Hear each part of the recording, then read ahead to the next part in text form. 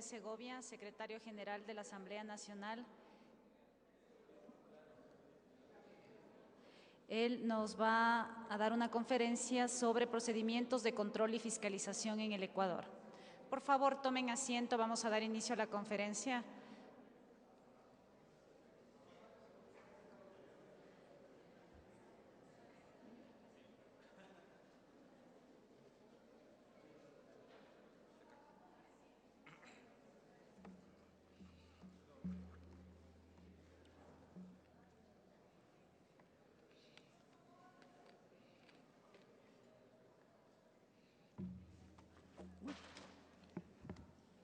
Cayó todo.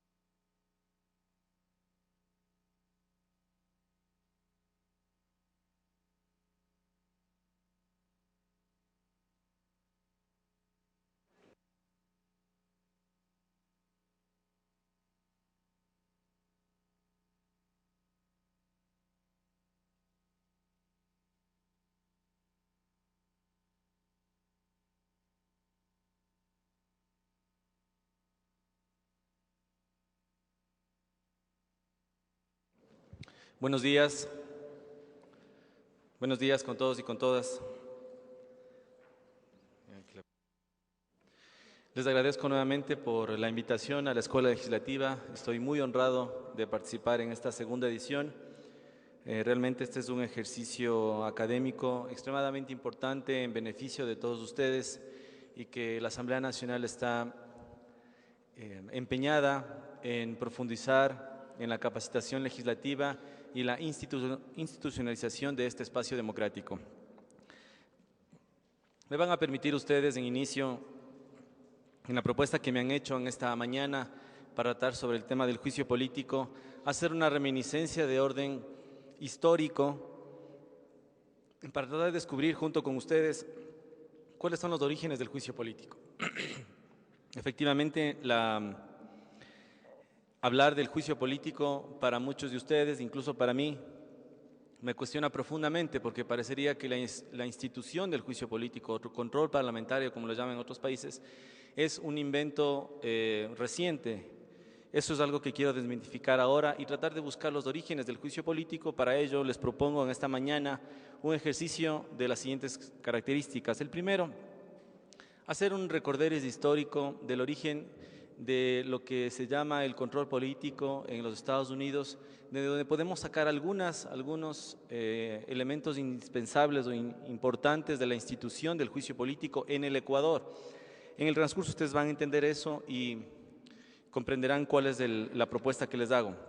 Segundo, me he permitido hacer una revisión desde las constituciones de 1830 en el Ecuador hasta la presente fecha, de cómo se ha ido desarrollando esta institución en el Ecuador, cuáles son sus características principales, quiénes son sus actores, los sujetos, cuáles son las sanciones que se han establecido y cuál es el requisito de votación que se requiere para proceder, ya sea, como lo vamos a ver también en el transcurso de esta exposición, la censura, la destitución, la prohibición de ejercer cargos públicos e incluso en algunos casos la prohibición perpetua de ejercer cargo público. Este es el ejercicio académico que quiero hacer esta mañana con ustedes, espero que sea de su total agrado. Siempre que me paro en este atril, siempre me hago la misma pregunta en relación a los temas que expongo. ¿Cuál es el origen de las cosas? ¿Cuál es el origen del juicio político? Y por allí voy a empezar. Espero que al final de la exposición podamos compartir y departir un poco acerca de la propuesta. Bueno, iniciando acerca de este asunto, para descubrir el origen del juicio político debemos inevitablemente recordar el origen del Parlamento. en este caso el inglés, como referente de varios países latinoamericanos. Para Arturo Pellet Lastra, el modelo inglés tuvo sus primeros destellos el 15 de junio de 1215, con la ira y el rencor del rey Juan, conocido en ese nombre en esa época como el que no tenía tierra, reunido con sus varones y su hermano el sucesor Ricardo Corazón de León, fue presionado por los feudales para firmar la Carta Magna, la que aseguraba a sus súbditos que ninguna ayuda financiera podría ser exigida en el futuro sin el consentimiento del Consejo del Reino, que es lo que se denominaba Curia Mayor, en donde se sentaban los vasallos directos del rey, los señores obligados por el control feudal, a ellos y a los hombres libres, burgueses de las villas o ciudades, que se les concede también el derecho a peticionar al rey. Este efectivamente es el origen del Parlamento. Ustedes verán, es una institución muy antigua. El Parlamento en la forma esencial inicia en 1215. El origen del poder parlamentario fue la facultad de crear los recursos y votar los impuestos, aunque efectivamente debo decirles que tardó 5 siglos en efectivamente trasladarse el rey a los comunes. Es decir, el verdadero poder parlamentario, como lo entendemos ahora, tardó 5 siglos en trasladarse del rey al parlamento, a los representantes. Citando nuevamente a Arturo Pellet Lastra, detallamos los 6 hitos más importantes que definen al poder parlamentario. El primero, el poder de peticionar. A partir de 1340, los comunes comenzaron la práctica de condicionar la concesión de recursos financieros a la reparación de sus agravios o quejas, es decir, si no se atendían las peticiones de los diputados, no se autorizaba la utilización de recursos para el rey y los ejércitos. Este fue el germen de la creación del Parlamento inglés. En un lento e ininterrumpido proceso, estas peticiones se convirtieron en lo que actualmente se conoce como bills, leyes, que requerían el asentimiento o promulgación del rey. Segundo, en 1414 se consiguió que los bills o las leyes... ¿Tenemos un problema de audio? ¿Aló? ¿Aló? Perdón, por favor, parece que tenemos algún problema de audio. ¿Aló? ¿Aló? ¿Aló? ¿Sí se escucha ahí? Por favor, gracias. Disculpe. Decía que dentro de los hitos más importantes que definen el poder parlamentario, en 1414 se consiguió que los bills, es decir, las leyes, sean votadas por los comunes y no sufrieran adiciones o supresiones sin su consentimiento. Como ustedes van escuchando, el proceso de formación del Parlamento ha sido lento y poco a poco se ha ido consolidando tal como lo entendemos ahora. Otro hito singular del Parlamento es la decisión de elegir a un speaker que llevaba al rey la respuesta o el acuerdo a que se hubiera llegado, portavoz a la que a la vez se le asignó la función de presidir las sesiones y dirigir los debates.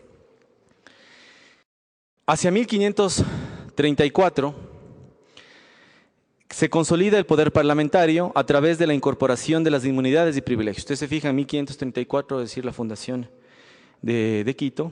En Inglaterra, en 1534, se consolida el verdadero concepto del poder parlamentario a través de lo que se ha denominado actualmente inmunidades y privilegios. Es decir, consistía en la inmunidad de arresto, que preservaba la libertad física y ambulatoria de los diputados durante exclusivamente el periodo de sus sesiones.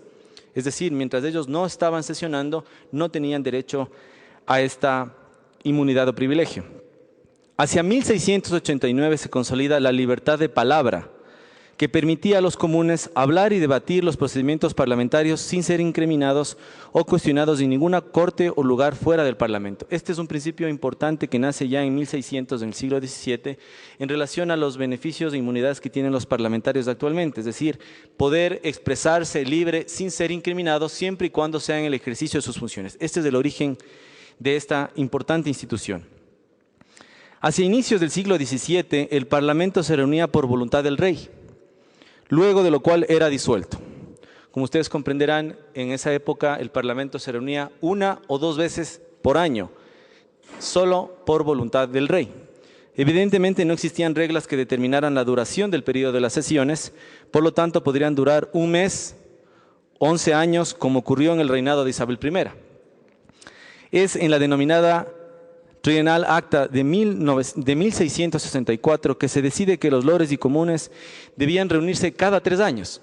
Es decir, en 1664 por primera vez se determina la obligación que tenía el Parlamento de reunirse cada 3 años. A pesar de que en 1695 otra ley acortó los intervalos fijando una regla de reunirse una vez por año. Hasta aquí parecería que la fiscalización o juicio político no era esencial en el desarrollo del Parlamento inglés y por tanto de las instituciones que vamos a estudiar a continuación. Sin embargo, la propia historia y sobre todo la lucha del poder entre el rey y el Parlamento da origen en 1625 a lo que actualmente en Inglaterra se conoce como el impeachment o juicio político. Efectivamente, en el reinado de Carlos I, en 1625, decide Carlos I de manera unilateral gobernar sin el Parlamento, para evitar que éste controle el uso de los recursos y para ello lo disuelve por 3 ocasiones seguidas, dando lugar que en 1628 se reúne el Parlamento y crea el principio parlamentario no hay impuestos sin representación, principio que a su vez es la esencia de lo que en el futuro se denominará en el actual Estado de Derecho, que nadie puede ser detenido sin orden de autoridad competente o mandato judicial.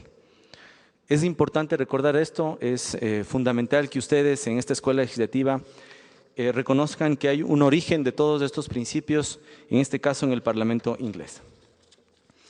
Efectivamente, agravada la situación y ante la imposibilidad de que la Cámara apruebe los recursos que el rey solicitaba, en un acto de imprudencia, Carlos I decide gobernar sin el Parlamento y crear los tributos. Ante este enfrentamiento, la Cámara decide procesar al consejero del rey y gobernador de Irlanda a través de la ley de excepción que declara a Stanford, quien era el consejero del rey, convicto y condenado.